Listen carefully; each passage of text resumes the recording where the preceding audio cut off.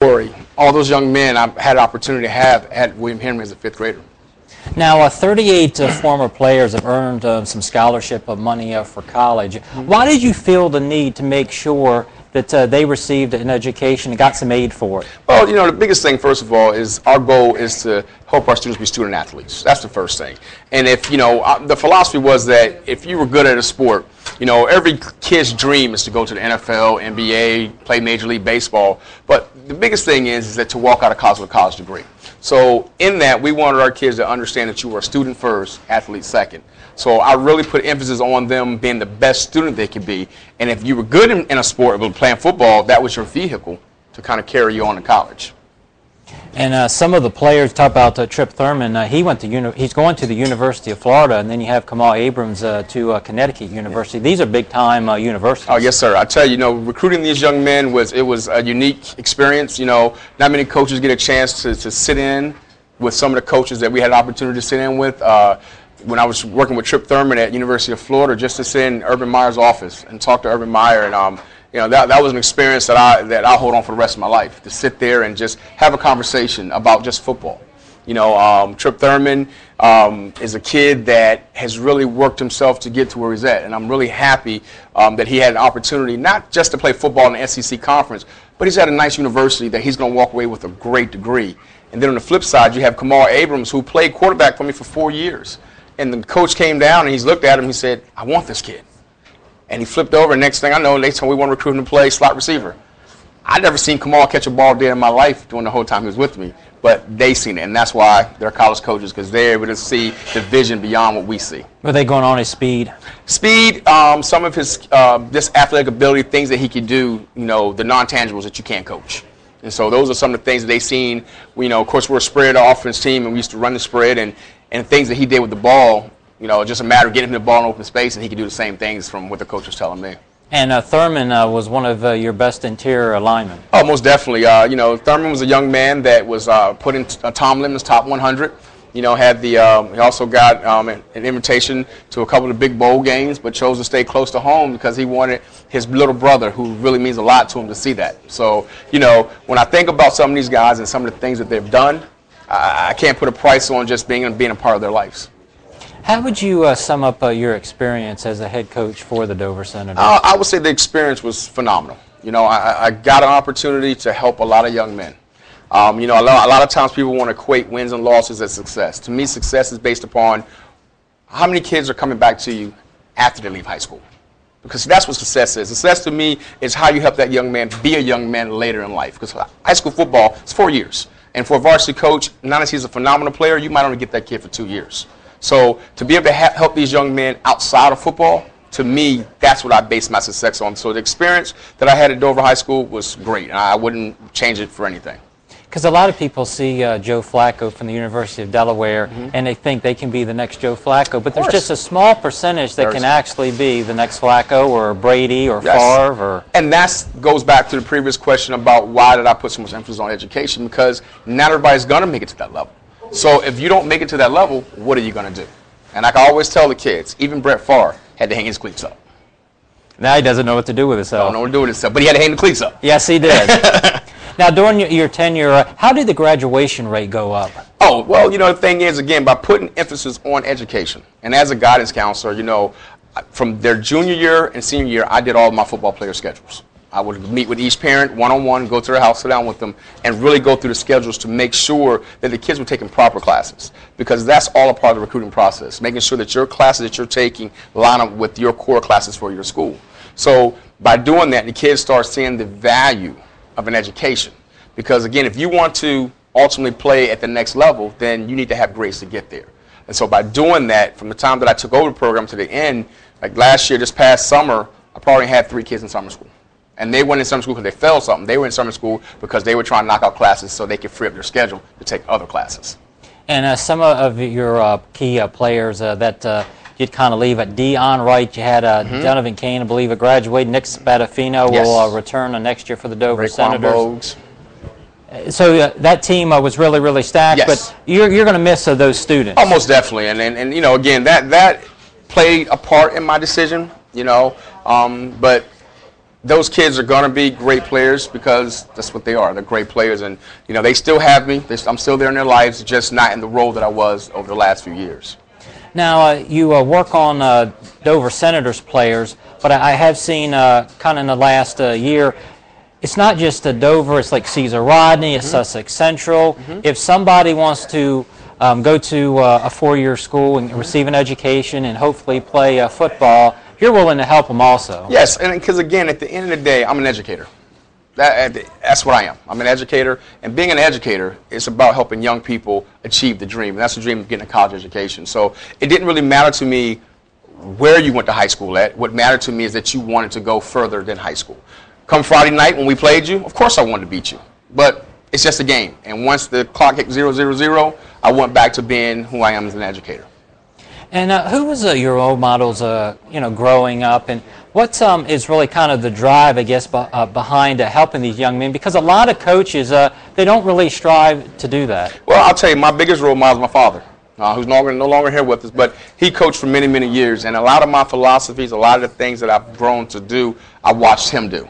And to see the things that he did with some of my friends as I was growing up and how he helped them, Intel gave me a lot of my philosophies and how I wanted to go out and help young people, because you see a lot of kids walking around that want to do things, but a lot of kids don't have the guidance. And that's where it comes in as a coach. If you know these things, then we need to help and guide our young people so we can get them in the right institutions and not the other institutions. Besides Trip Thurman and Kamal Abrams, who are some of the other players that you've got to help throughout your career? Throughout my career, Pierre Bowers, Jason Lilly, going through the years, Carl Batson, who actually played with Flacco at Delaware. So these young people that you kind of come in contact with, you still keep those relationships, And Carl Batson, who graduated from UD, had an opportunity to play with Flacco. It was huge. And me and him had a conversation during the Super Bowl, and he says, wow, just sitting there watching them, and that they used to be in the locker room together. So again, these young men I still keep in contact with. They still call me, because the philosophy was 90% of what I talk about had nothing to do with football. It was about life and preparing you for the next steps in your life. Did you try to get a lot of players to attend the University of Delaware? I try to get players to attend anywhere the schools would want them. Okay. Because at the end of the day, it's about getting a college degree. That's the most thing for me, is that you get a college degree. And before the staff changed to Delaware, I had a good relationship with the coaches there. Got a great relationship with Coach Braxton at Delaware State. You build these relationships, and even though not being a head coach at this point, I still have those contacts. I still have those relationships. And again, they know what I'm about, so they still call me and ask me questions about kids. Besides Urban Meyer, who's now at Ohio State and doing tremendous, who are some of the other coaches that you got to meet? Oh, Randy Edsel, who's now at Maryland. The Connecticut coach. Connecticut, yeah, he was there from Connecticut. He was there, and again, with all these changes that took place, we had coaches, Coach O'Brien, who was at NC State. Had a chance to meet him, and then got a chance to meet Coach Munchamp, because as he took over the Florida program, he actually made a flight up to Tripp's house and actually got down to sit down and have a talk with him and his parents. With the transition. Talked to Coach Nick Saban from Alabama.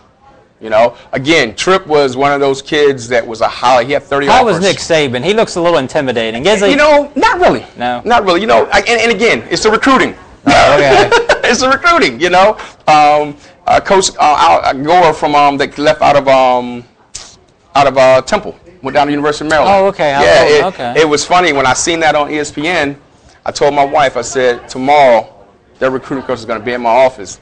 He was in my office because they didn't think they could get Tripp at Temple, but they felt they could get him in South Beach at University of Maryland, Miami. So what was the deciding factor that Tripp went to Florida instead of maybe Miami or somewhere else, if he was courted even by Alabama? Well, I'll tell you, the school of choice first was probably Tennessee. And reason being, he's a Tennessee, that's his hometown, that's where his mom went to UT. Some things didn't go the right way in the recruiting process that kind of leaned him to one side, and I think that truthfully, what really steered Tripp to Florida was Coach Odazio, who's no longer there.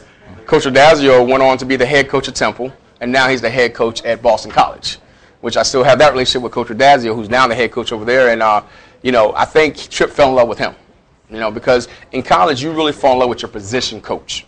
That's the coach you're going to spend between your position coach and that strength and conditioning coach. So those two people you're going to work a lot with, and he fell in love with Coach Adazio. Is Tripp getting to see any time playing? Last year they trained him at 3 different positions. At 6'7", 325, he was trained at center, guard, and tackle. He had some time last year. I see him definitely getting a lot more time this year. He'll be a redshirt sophomore this year. So, I think I really see him playing this year. Now, where they're going to actually put him at, I'm not exactly sure because he's been trained at all 3 positions. We're going to take our first break. More to come with head coach, or former head coach, Carlton Brown, as you're listening to the Anthony Joseph Sports Show.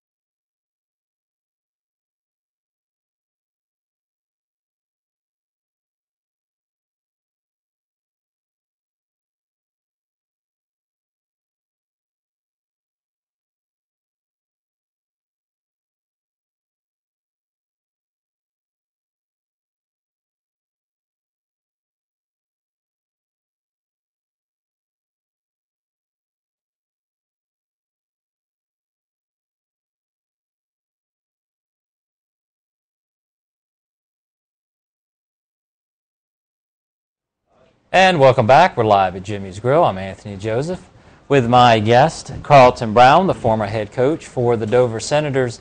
And Coach Brown, now I'm going to get to this question. Why did you step down? Next year you're going to be stacked. Nick Spadafino, Raycon Bogues, a lot of other young talent.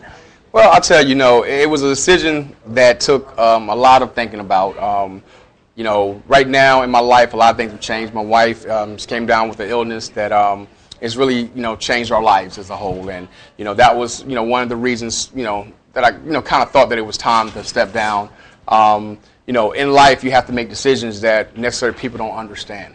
And, with her life and with things going on with her right now, it's very important to me that I be there to do the things I needed to help her. When I talked to my superintendent and we were talking about this whole thing about me stepping down, I wanted him to understand that she's a constant. She's not going anywhere. And, as far as, being there and being, with her situation, but as coaching, you deal with different kids every year. And I just had to look at the bigger picture and understand that she didn't ask for this situation to happen to her. And, who would I have to put coaching over top of her? So. Now, with all the X's and O's and you have to study film several hours, how time-consuming is it to be a head coach that people don't really realize? Well, I tell you, the thing is, coming from an assistant coach to a head coach, you become more of a manager. As much as you would like to be and doing all the things that you enjoy as far as coaching, it's a lot of the other things that you have to do as far as dealing with parents, looking at grades, dealing with recruiters, dealing with the teachers in the building. You know what I mean? Because again, as the head coach, that's your job. And not only are you overseeing the varsity program, but as a head coach, you're overseeing all your programs from varsity all the way down to middle school. So in looking at all those things, you got to make sure that the program is running the way that it's supposed to, because if it's not, then you're going to feel that effect later when it gets to the varsity. So it does take away. It is a lot of time in if you're going to do it the right way. You know what I mean? And again, I don't knock anybody's style. What was important to me might not be important to other people. But, as an educator, I felt that making sure that my kids were student athletes was important. So, again, I put a lot of emphasis on that, and some people will beg to differ and think that you need to put it in other places. But I had great coaches. And, and again, you're only as good as the coaches that you have on your staff. And my coaches, who I miss dearly, were phenomenal coaches. And we worked hard and we put in time. And I trusted them. I really, didn't micromanage, because to me, to build leaders means you have to, embrace your leaders to be leaders. And I wanted to give them as much leadership to do the things I needed them to do. And they did a phenomenal job. Was it hard to leave the assistants? It was. The night that we met and I told them, that I was leaving, it was rough. Because for a lot of these guys, we've been together for some years. A couple of the guys that are on staff, I actually coached them in high school. So them relationships are there, and it was rough, but they knew the situation, and they always had my back. They always had my back, but they knew the situation. They knew that family comes first, and that was part of my motto: one team, one family. And at this point, I had to look at my family as that one team, one family, because again, the wife is there before football. And now you're going to have a new gig. You're going to be a volunteer assistant for Coach Mike Tack. He's the head coach for the Milford Bucks, and they're moving down to the Henlopen South. Yes. A lot of talent returning. Yes. One big guy, 6'6", Andrew Marshall. Yes. Great kid. I've been down there with Coach Tack now maybe about a month and a half or so. And, of course, me and Mike are real good friends. And when he extended the opportunity for me to come and be a part of his staff, that meant a lot to me. That meant a lot to me, not only to be able to coach, but as a friend. And his whole thing was that I needed, to keep having that outlet, and he wanted me to have that chance. His players down there are phenomenal. Andrew Marshall, who we already got the first offer from Delaware State, we got that taken care of, and many more to come. I've already been contacted by University of Maryland, Boston College, Pitt, already, because I'm kind of taking that role for him and helping him with the recruiting. And that's a big burden, a big relief that he doesn't have to worry about. All he has to do is step on the football field, make sure he gets good grades, and Coach Brown's going to help him out. And again, that's one of the things that me and Mike constantly talked about. And as a previous head coach, I understand those things that you would like to not have to worry about. So besides coaching a position, things that I'm going to help coach with is recruiting, going to help him with fundraising, some of those things as a coach that takes away. Because again, your program needs money. And as a head coach, your district going to give you so much, but you need to raise more money if you want to do other things. Now you're a former linebackers coach before the head coach for the Dover Senators. Are you going to be teaching the linebackers or instructing some of those young players? Yes, I'm going to be in charge of basically from 9th grade all the way up to varsity. So they all learn the same techniques. They all learn the same, different things we need them to learn. So when they do progress through, they already know. And so for me, just to have just that on my plate, it's like renewed feeling. That's all I have to really worry about. And now I can give my all to those areas and take that off of Coach Tack and allow him to do the things that he's good at doing, and that's being a great head coach.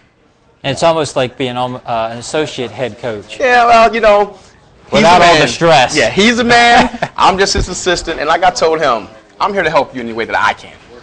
Because I know what you go through. I know what it is like to deal with those parents. I've been there. I know what that feeling is. And so if I could take a little bit of stress off of him in those areas, then he can do the things that I know that he's good at doing. And that's, bringing Milford another state championship at that level, because he did it in 08.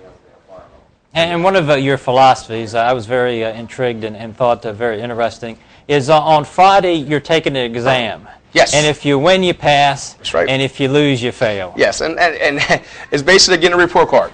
And again, being a student athlete, we got to get kids to understand this. So, through the week, they get 2 grades. They get a practice grade, and they get a game grade, and those 2 are average for their actual grade. And at the end of the season, they'll get an overall GPA, and then that falls in, and whatever the GPA falls in is what type of incentive they're going to receive. Now, there is a new head coach for the Dover Senators. Yes. A lot of people applied, and they chose a Dante Jones. Yes. What are your thoughts? I think he's a great guy. I think Dante brings a lot of the things that the Dover community needs. You know, he's coming from an inner city in Baltimore, so again, being able to bring some of that to Dover, I think is a good thing. You know, he has ties in Dover. His brother actually works in our district, so I think, you know, just having that and him be able to come back is good. And I'm excited for the kids. I'm excited for him. I think that he's going to be a phenomenal coach there at Dover High School. He did some great things in Baltimore. Now, he applied for the AD job, yes, but it went to Jeff Savage. Yes. But and again, he has experience with that too. He was the AD there too. So he was the AD and football coach. So again, you know, you don't know what the future holds. I think right now he's going to come in and put the emphasis on, you know, building that program and continue doing the things that are being done there now. You know, again, I think if anything I can leave to him is, you know, continue to coach the kids off the football field. Because talent is there, but you got to coach them off the field. One question before we go to break. It's been all over ESPN and CBS. Dylan Mosey, he's only 14 years old. He's in Baton Rouge, Louisiana, and Nick Saban, he's a great recruiter. He's offered him a scholarship already. What are your thoughts? Well, my thoughts is that Nick is a recruiter. And, you know, this talent that's there and this young man that's doing the things he's doing already at that age, Nick's just trying to get on the train early. And if you don't jump on early, because it is a recruiting business, and the thing is, Nick can sell national championships. So he's trying to get in his kid's head early and trying to see if he can persuade him to keep thinking Alabama early in life, because as soon as he's able to truly give him that really offer, which will be the first September 1st of his senior year, Nick want to make sure that he's had that relationship already there. And we're going to wrap this up with Coach Brown coming up. You're listening to the Anthony Joseph Sports Show. More to come live at Jimmy's Grill.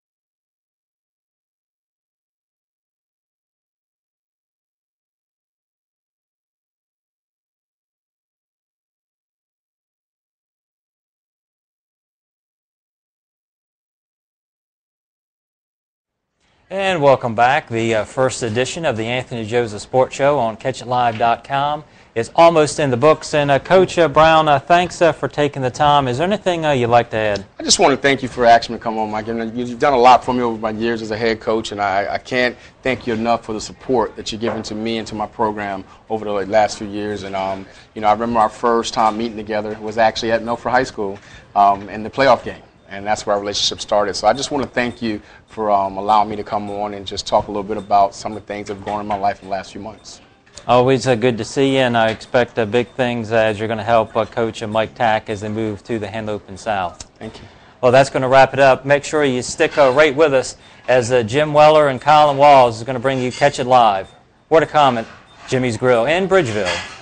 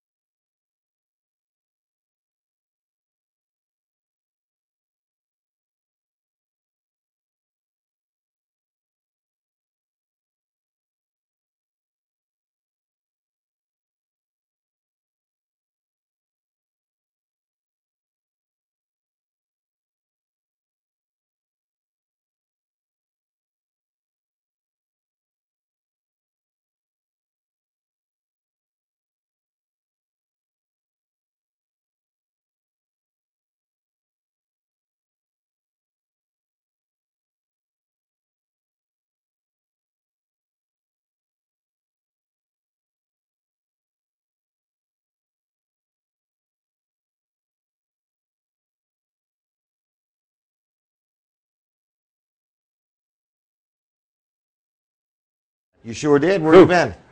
Right there. Salad bar? Yeah, salad bar. Well, good evening, everybody. Now you're going to be watching Catch It Live. That's right. And we have a really full lineup tonight. Got some really good guests.